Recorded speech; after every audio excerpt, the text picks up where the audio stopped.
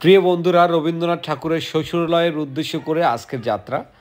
আমরা চেষ্টা করব আপনাদের রবীন্দ্রনাথ ঠাকুরের শ্বশুরবাড়ির যাওয়ার টোটাল জার্নিটা আপনাদের সাথে শেয়ার করা। আমরা শুরুতেই খুলনা বিভাগে ঢোকা প্রান্ত, যেহেতু আমি যশোর থেকে আসতেছিলাম, আসার মুহূর্তে খুলনার শেষ সীমা বলতে একটা জায়গা আছে, সেখান থেকে আমাদের জার্নিটাই শুরু। পথিমধ্যেই রাস্তার উপরেই আপনি ইন্ডিকেটর দেখতে পারবেন যে কোন দিকে আপনি যাবেন এবং কোন দিকে রবীন্দ্রনাথ ঠাকুরের শ্বশুর বাড়ি। তো এই যে ইন্ডিকেটরগুলো পথ চলার জন্য, আপনাকে এই গন্তব্যে পৌঁছে দেওয়ার জন্য খুবই সহায়ক। আর রবীন্দ্রনাথ ঠাকুরের একটা শ্বশুরবাড়ি, সেই জায়গা আসলে রবীন্দ্রনাথ ঠাকুরের সাথে মানানসই নয় এমন জায়গা হতে পারে না। যাই হোক, আমরা আসলে এর সৌন্দর্য অনেক অনেক গুণ বাড়িয়ে দিয়েছি এই বিভিন্ন পথ থেকে। যাই হোক, আমরা চলে এসেছি যে দেখতে দেখতে রবীন্দ্রনাথের শ্বশুরালয়। কথা দিনই, রবীন্দ্রনাথ ঠাকুরের শ্বশুরবাড়ি দক্ষিণ দিহি রবীন্দ্র কমপ্লেক্স যে নামে পরিচিত। আসলে এখানে মানুষের একটা ঘোরার মতো জায়গা, বাট আমার আনফর্চুনেটলি আমি অত্যন্ত দুঃখিত, কারণ আমি আসলে এখানকার ঘোরা বা ঢোকার যে নিয়ম সেগুলো কোনোটাই জানা ছিল না।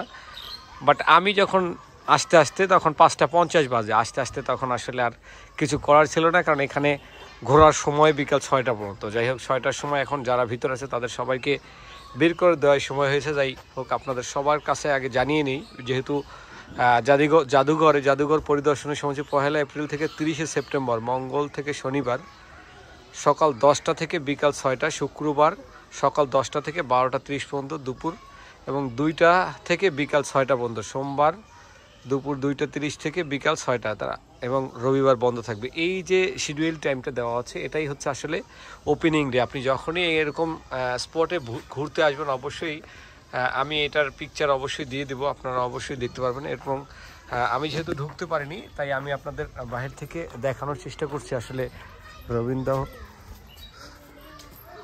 দক্ষিণ দিহি যে জায়গাটা। আসলে অনেক বিশাল একটি লজ পরিবেশ এবং আসলে অনেক সুন্দর। প্রত্নতাত্ত্বিক বিষয়গুলো আসলে একটু আধ্যাত্মিকই হয়। এটা আসলে আমার মন মতো না হলেও তখনকার যে কালচারটা, সেই কালচারটা আসলে এখানের মানুষরা ফুটিয়ে ওঠানোর চেষ্টা করে। এর পাশে দেখেন বাচ্চারা খেলাধুলো করতেছিল, যদিও আমার টাইমটা ওভার হয়ে গিয়েছিল, তারপর আমি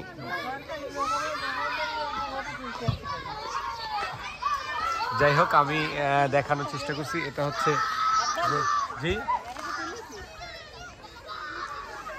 রবীন্দ্র দিহি, আসলেই অনেক সুন্দর। আমি উপর থেকে তুলে যাচ্ছি, এই জন্য আমরা আসলে ঢোকার সময় নাই আজকে, এই জন্য আপনাদের সবাইকে আসলে একটা কথা আছে, রবীন্দ্রনাথের সাথে যদি সেই জায়গাটার প্লেসটার যদি মানানসই না হয়, তাহলে সেটা আসলে বলার বাইরে। এখানের এই দৃশ্যটা দেখে আপনারা বুঝতে পারতেছেন রবীন্দ্রনাথের সেই দৃশ্যের সাথে আসলে কতটা মানানসই জায়গাটা।